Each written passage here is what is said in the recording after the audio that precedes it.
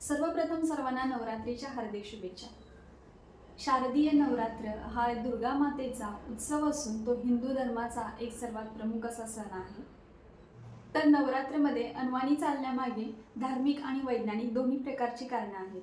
मंदिरात जाताना सुद्धा आपण चप्पल मंदिराच्या बाहेर काढून ठेवतो.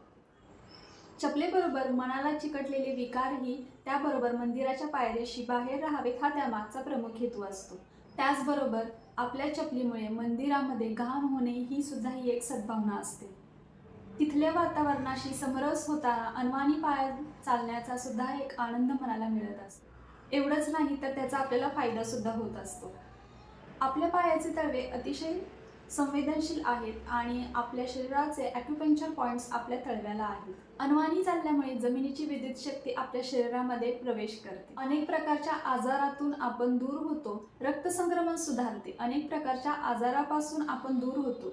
उच्च रक्तदाब कमी होतो. तणावापासून सुद्धा आपल्याला मुक्ती मिळते. डोकेदुखी कमी होते. उत्साह वाढतो. तसेच हृदयविकाराची सुद्धा शक्यता कमी. वजन नियंत्रणात राहतात आणि हाडे सुद्धा मजबूत होतात. म्हणून डॉक्टर सुद्धा आपल्या पेशंटला रोज 15 मिनिटे का होईना गवतामध्ये बागेमध्ये अनवाणी चालण्याचा सल्ला देतात. त्यामुळे फक्त नवरात्रीतच नाही तर रोज आपल्याला थोडा वेळ तरी अनवाणी चालणं शरीरासाठी चांगलं आहे. ही कथा कधी सुरू झाली हे माहीत नाही, पण कशी सुरू झाली याचा एक अंदाज आपण लावू शकतो. नवरात्रीमध्ये पहिल्या दिवशी आपण घटस्थापना करतो. घट म्हणजे एका कलशाचं पूजन करून त्याला मातीच्या ओट्यावरती ठेवलं जातं आणि या मातीमध्ये धान्याची रुजवण केली जाते. आपली नाळ मातीशी कायम जोडली जावी म्हणून बरेचसेच लोक तेव्हा वाहना म्हणजे आपले पायातील चप्पल घालणं बंद करतात. नवरात्रीमध्ये देवीचे भक्त मांसाहार करत नाहीत, कांदा लसूण खात नाहीत, एकभुक्त होतात आणि फलाहार करतात आणि हा फलाहार आपल्या शरीरासाठी खूप फायदेशीर असतो. आपल्या शरीराला थोडेफार कष्ट देऊन ईश्वरीयेचे चिंतन करणे हा त्यामागचा मूळ हेतू असतो. परंतु अलीकडे हिंदू सणांमागचे कारणे माहीत नसताना सुद्धा त्या गोष्टी केल्या जातात. अलीकडे विचार लक्षात घेता बहुतेक अशा गोष्टी ट्रेंड म्हणूनच साजरी केल्या जातात. त्यामागची कारणे सुद्धा माहीत नसतात. त्यामुळे प्रत्येक गोष्टीचे अनुकरण करण्यापूर्वी त्यामागची कारणे जाणून घेणं खरंच खूप महत्त्वाचं आहे.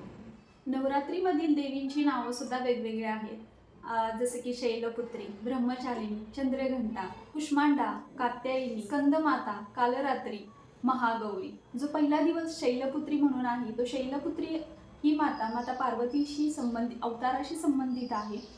ही देवी उजव्या हातामध्ये त्रिशूळ आणि डाव्या हातामध्ये कमळ घेऊन नंदीवरती बसलेल्याचं चित्रित केलेलं आहे.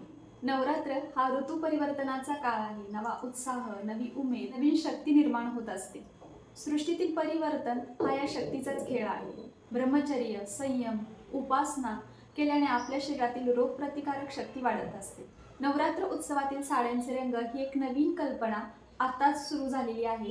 सन 2004 सालापासून ही संकल्पना सुरू झाली. नवरात्रीत येणाऱ्या वारानुसार भारतीय महिला साड्या, ड्रेस परिधान करत असतात आणि आता बऱ्यापैकी काही पुरुष सुद्धा हा ट्रेंड फॉलो करत आहेत.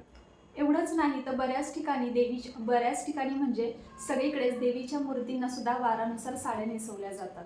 वारानुसार रंगाची कल्पना ही 1918 साली म्हणजे पेशवाईच्या काळामध्ये अस्तित्वात होती.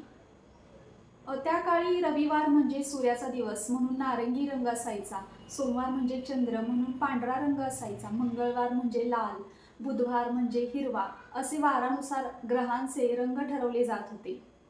आणि तेव्हाच्या आपल्या ज्योतिषशास्त्राचं जे पुस्तक आहे त्याच्यामध्ये तेव्हापासून हे रंग आहेत. 1918 सालापासून.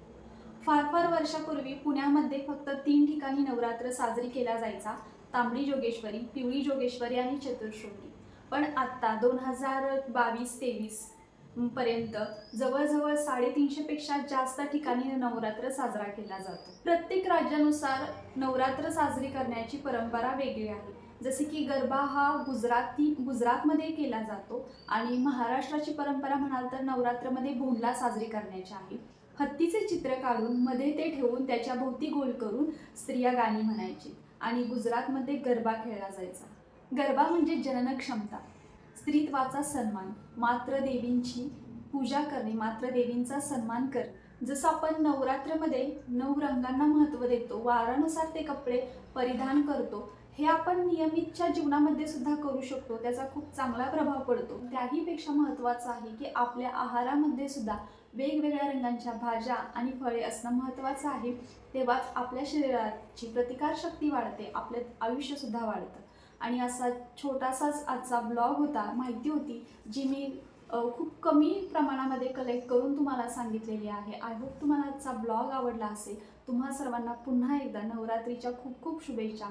भेटूयात आपण एखाद्या नवीन रील्समध्ये किंवा व्हिडिओमध्ये. बाय.